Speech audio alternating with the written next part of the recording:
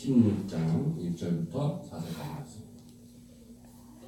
오늘 주시는 하나님의 말씀은 출애굽기 16장 1절부터 4절까지 말씀.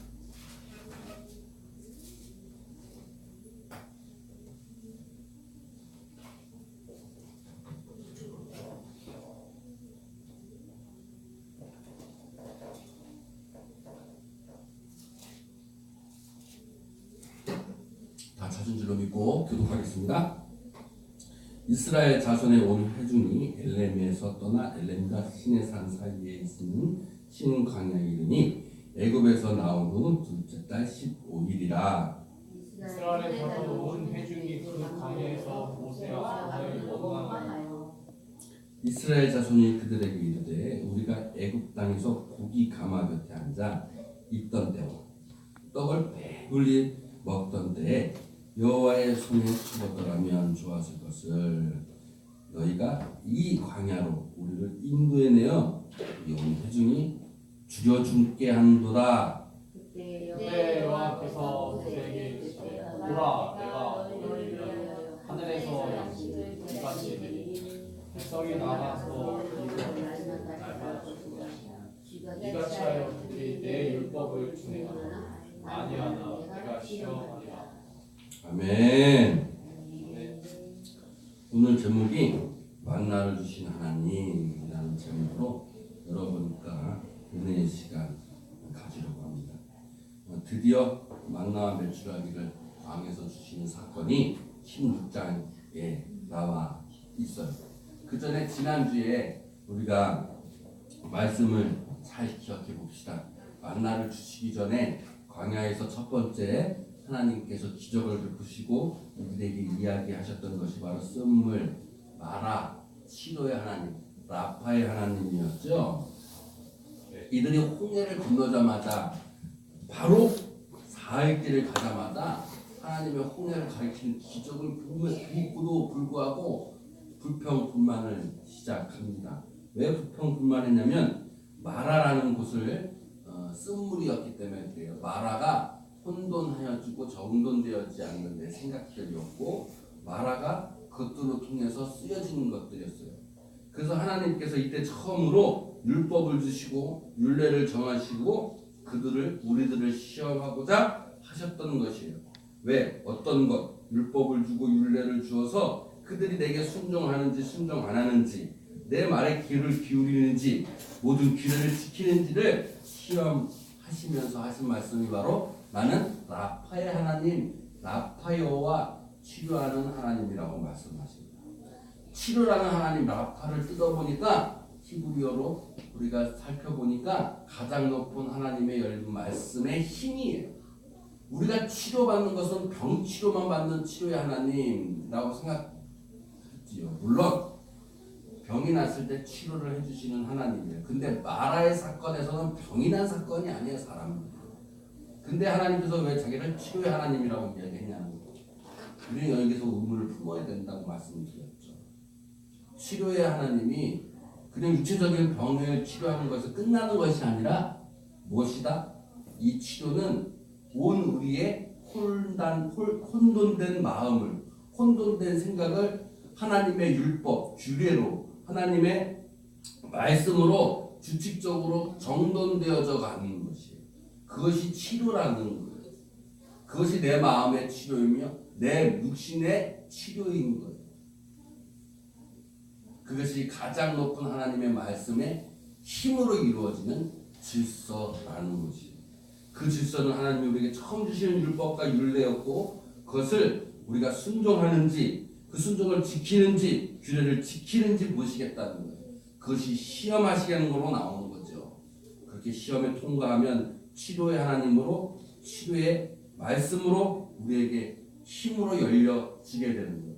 그래서 우리는 첫 번째 순종해야 하고 의를 행해야 되고 하나님의 말씀과 성령을 간절함으로 우리가 바라야 되며 규례를 지켜야 된다고 했어요. 여기서 이 규례는 율법과 다른 거예요. 법은 이렇게 하라는 어떤 도덕적인 법률이지만 규례는 하나님께 드리는 예배의 규례예요. 지금으로 얘기하자면 주일날 예배 드리는 것, 우리가 모여서 BBS를 하는 것, 금요일날 치유기도 예배를 드리는 것도 다 하나님의 규례에 속해요. 그러나 더 중요한 규례는 뭐겠어요? 내가 하나님의 성전이라는 것을 믿고 이 세상에 나아가서 성전된 몸의 거룩한 삶을 살아가는 것이 가장 큰 하나님의 규례일 것이에요. 그렇게 되면 하나님은 우리를 어떤 하나님으로 만나주신다? 치료의 하나님으로 만나주신다는 거예요. 이제 이렇게 이야기하면서 2달 15일을 더 지나갑니다.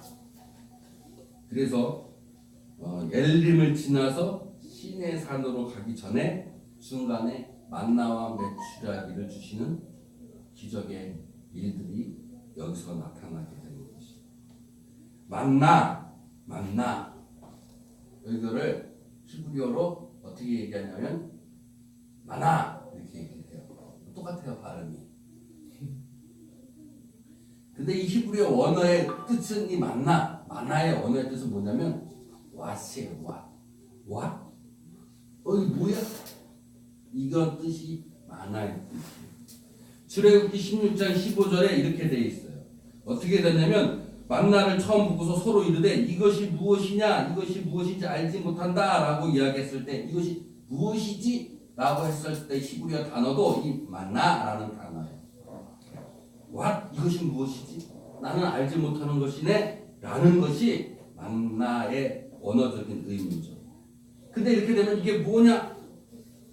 만나가 대체 뭐냐? 어떻게 생겼느냐? 라고 얘기했을 때 출애굽기 16장 31절에 만나를 이렇게 이야기합니다. 결시와 같이 시고 맛은 꿀같이 물 섞은 과자 같더라 이렇게 얘기해요.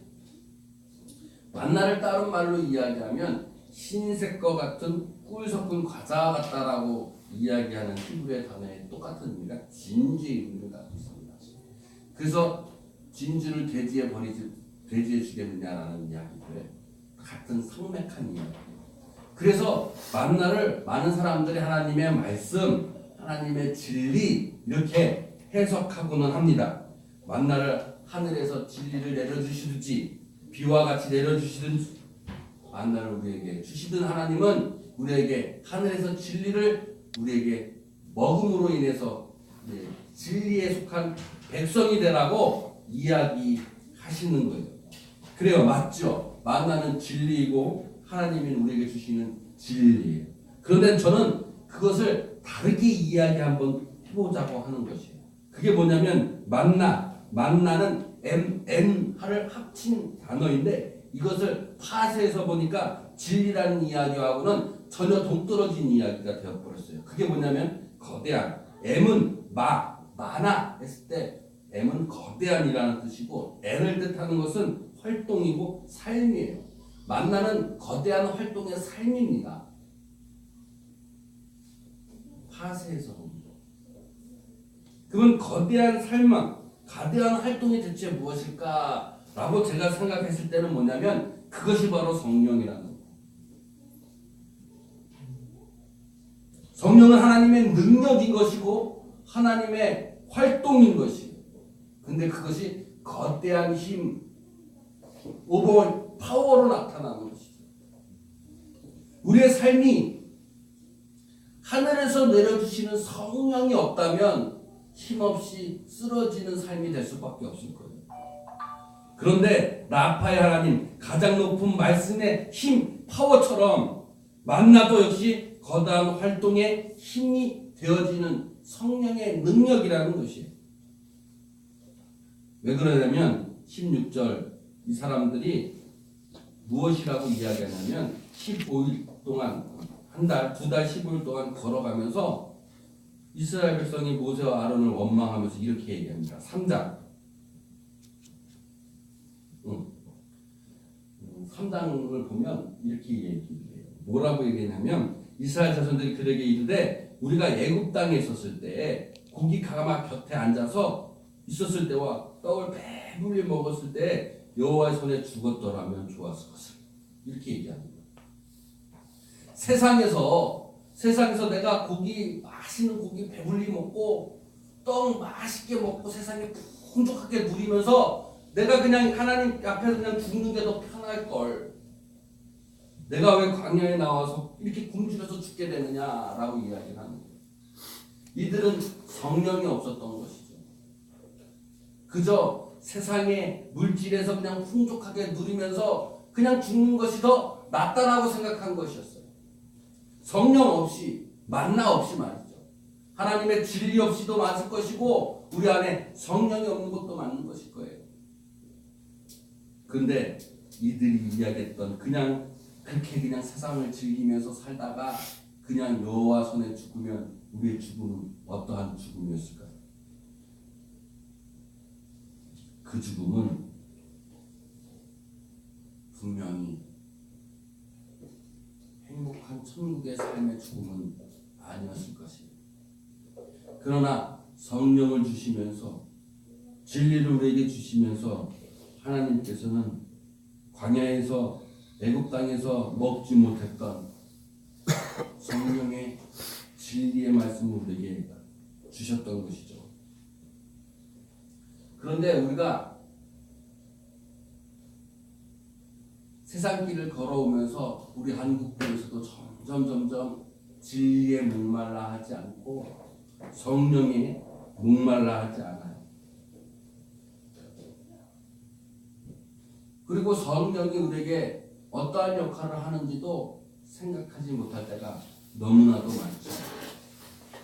이스라엘 백성이 광야에서 그저 애굽에서 먹었던 고기, 애굽에서 먹었던 떡 배불리 먹고 세상을 즐기면서 살면서 그냥 여호와 앞에서 그냥 죽었으면 나을 것처럼 생각했던 것처럼 우리도 그런 삶을 살아가고 있는 것과 마찬가지예요. 이 시대에 성령의 능력이 없으면, 이 시대의 성령을 깨닫지 못하면, 이 시대의 진리의 만나를 먹지 못한다면 그저 세상을 즐기며 살아가면서 여호와 앞에 손에 죽는 것과 같은 꼴이 된다는 것이죠. 진정한 행복을 누리고 천국의 소망을 갖고 있는 사람들이라면 애굽에서 누렸던 그냥 육신의 즐거움과 행복이 아니라 이제는 진리의 만나를 먹고 성령의 비같이 내려주시는 만나를 내가 먹어야지만이 진정으로 행복해질 수 있고 천국의 소망을 줄 수 있다는 것을 오늘 만나와 메추라를 통해서 우리에게 진실로 진실로 이야기하고 계십니다. 우리는 여기서 깨달아야 돼요. 세상의 즐거움을, 행복이 전부인 것냥, 영원할 것인 것냥 생각하면 안 되는 것이에요. 그것은 죽음과 마찬가지로 없어질 것들이에요. 그러나 진리의 만남, 성령의 비와 같은 만남, 이것은 영원한 생명의 길이라는 것을 여러분, 영원한 축복의 길이며 영원한 행복의 길이며 영원한 천국의 삶이라는 것을 여러분 깨달아야 된다는 것입니다. 제가 대만 선교를 잘 다녀왔습니다. 대만 선교 사진인데요. 위에 있는 사진은 첫날 저희가 집회를 갔던 사진이고 밑에 안수하면서 기도하는 교회는 두 번째 교회에 갔었을 때 집회예요. 대만에 갔을 때 저는 새로운 것들을 많이 느꼈어요. 이들은 정말로 성령을 사모하는 사람들이었고 하나님 말씀에 갈급함을 느끼는 사람들이었어요. 왜냐하면 대만의 인구 중에서 2%만 기독교인입니다. 그러니 말씀이 귀해요. 우리나라는 약 30%가 기독교인이죠. 우리나라의 기독교인들이나 기독교를 믿지 않는 사람들도 하나님이 어떤 분인지 예수님이 어떤 이야기를 했는지 대충 다 알아요. 우리나라 사람들은 말씀에 갈급함이 없는 거예요. 말씀이 너무 흔해져 버린 거예요. 그러나 대만 사람들은 말씀에 갈급해요. 한국에서 목사님이 와서 설교를 한다니까 대체 그 한국교회의 부흥이 어떻게 됐는지, 그들이 왜 축복을 받았는지, 하나님의 말씀이 무엇인지를 갈급함이 있어요, 이들에게는. 그런데 여러분, 오늘 이 자리 예배를 나오면서 오늘 목사님이 어떤 얘기를 하실까? 내게 주는 오늘의 하나님의 말씀은 무엇일까? 간절하고 갈급한 마음으로 나오셨나요? 한국교회 교인들은 말씀에 갈급함이 없어요. 만나를 먹고 싶어하는 갈급함이 없는 거예요. 그저 세상에 주는 고기와 세상에 주는 떡으로, 세상에 주는 지식으로 그저 살고 있는 것이에요. 거기에 만족하는 것이에요. 근데 대만에 있는 분들은 말씀에 갈급하고 정말 성령에 갈급한 사람들이었어요. 그러다 보니까 말씀의 은혜가 되고 찬양의 은혜가 돼서 그냥 손도 안 든데도 막 넘어지는 역사, 막 방언 터지는 역사들이 이루어지는 거예요. 그리고 이들의 삶 속에서 진정으로 예수 그리스도의 삶으로 살아가려고 하는 놀라운 생활의 변화의 체험들을 하고 있다는 것을 제가 느끼고 왔어요. 여러분은 진정으로 하나님의 말씀에 갈급하고 성령에 갈급하면서 살아가고 있느냐는 거예요. 우리는 광야길에서, 인생의 광야길에서 하나님의 만나를 먹고 있느냐는 거예요. 성령을 내가 늘 품고 있느냐는 거예요. 그 만나, 거대한 하나님의 활동의 삶이 우리에게 주어진다면 바로 우리는 축복의 또한 행복의 삶을 살아갈 수 있을 거예요. 만나를 주신 하나님은 진리를 우리에게 주시고 말씀을 우리에게도 주어졌지만 더 중요한 우리의 삶의 힘을 우리에게 주시는 하나님을 우리가 믿어야 되는 것이죠. 성령을 내가 품고 가야 하는 것이 그저 애굽 땅에서 먹었던, 세상 속에서 먹었던 즐거움과 세상에 주는 진리에 빠져서 여호와 하나님 손에 죽어가는 우리가 돼서는 안 됩니다. 주님께서는 우리에게 비와 같이 양식을 주신다고 이야기하고 있어요. 성령의 비를 우리에게 주신다고 약속을 하신 것처럼 날마다 우리에게 성령의 양식을 비같이 내려주시고 진리를 우리에게 비같이 내려주실 것이라고 이야기하고 있어요. 그런데 중요한 것은 우리에게 성령을 주시고 진리를 주시고 말씀을 주시는 것은 왜 주냐면 우리를 무엇하기 위해서? 시험하기 위해서라는 것을 우리가 기억해야 해요. 치료의 하나님에서도 뭐라고 말씀하냐면 내가 너희를 시험하기 위해서 치료해 주신다고 이야기하는 거예요. 내가 너에게 만나와 메추라기를 줄 것인데 이것을 왜 줄 거냐면 내가 너희를 시험하려고 준다고 얘기했습니다. 근데 우리를 시험하시는 하나님을 까먹고 있어요. 그 안에서 은혜 축복, 사랑 축복을 이야기하니까 그냥 하나님께서는 우리에게 거저 주시는 은혜, 값없이 주시는 은혜, 값없이 축복을 주시는 하나님, 사랑의 하나님만 기억하고 있지만 하나님께서 분명히 이야기하신 건 뭐냐면 이것들을 너에게 주는 이유가 너희를 시험하기 위해서 준다는 거예요. 어떤 시험이겠어요? 하나님 손 붙잡고 갈 거야? 아니면 손 끊고 갈 거야? 라는 시험을 주시는 거예요. 우리의 삶을 살아가다 보면 많은 시험들이 우리 앞에 다가오죠. 그 시험도 바로 만나를 주시기 위한 하나님의 시험이신 거예요. 여러분 세상을 살다가 시험 받았을 때 하나님께서 나에게 시험을 주시는구나.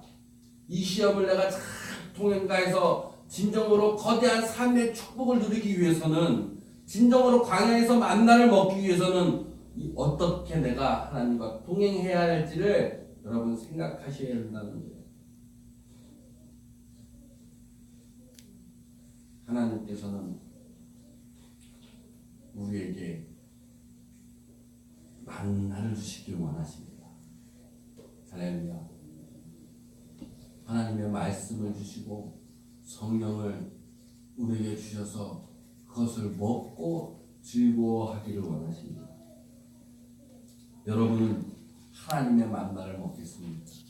아니면 애굽 땅에서 먹던 고기와 떡을 먹겠습니까?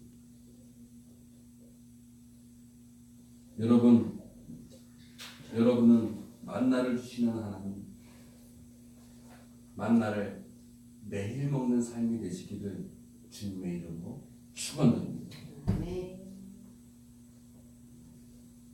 매일 만나를 먹는 여러분들은 그 광야의 길, 힘든 천국의 여정길에서도 날마다 하나님의 성령으로 가득하고 하나님의 은혜로 가득하고 그리고 주님의 말씀의 진리로 가득하여서 날마다 주님의 말씀을 먹으며 주님과 손붙잡고 동행하면서 주님이 우리에게 주시는 시험들을 능히 이겨낼 수 있는 성령의 능력을 덧입어서 하늘에서 비와 같이 주시는 축복을 마음껏 누리며 살아가는 여러분이 되시길 바랍니다. 주님께서 여러분을 부르시고 계십니다. 주님께서 여러분을 선택하셨습니다. 이스라엘 백성들은 끊임없이 원망했습니다. 16장 전체 이야기를 보면 만나를 주신 이유가 이스라엘 백성들이 하나님을 원망했기 때문이라는 구절도 너무나도 많이 나와요. 왜 하나님을 원망했어요? 이스라엘 백성들 말씀을 갈급함이 있었기 때문에 그런 거예요. 우리가 하나님께 원망하고 하나님께 무엇을 원망했을 때는 그저 그것이 원한이나 이런 것이 아니라 갈급함으로 와야 된다는 거예요. 간절하게 주님을 원하는 마음이 있어야 합니다. 그랬을 때 매일 주님께서 우리에게 만나를 주시는 거예요. 진리를 주시며 또한 거대한 우리의 능력을 날마다 우리에게 주시는 거예요. 성령을 더하여서 우리가 이 세상을 살아갈 수 있는 것이요. 여러분 주님의 말씀에 갈급함을 갖기를 원합니다. 그리고 만나를 주시는 하나님을 의지하면서 만나를 매일 먹고 만나를 매일매일 먹으면서 주님 앞에 나아가게 주님의 이름으로 축복합니다. 다 같이 은혜로다 우리 찬양하시고 주님 앞에 기도할 겁니다.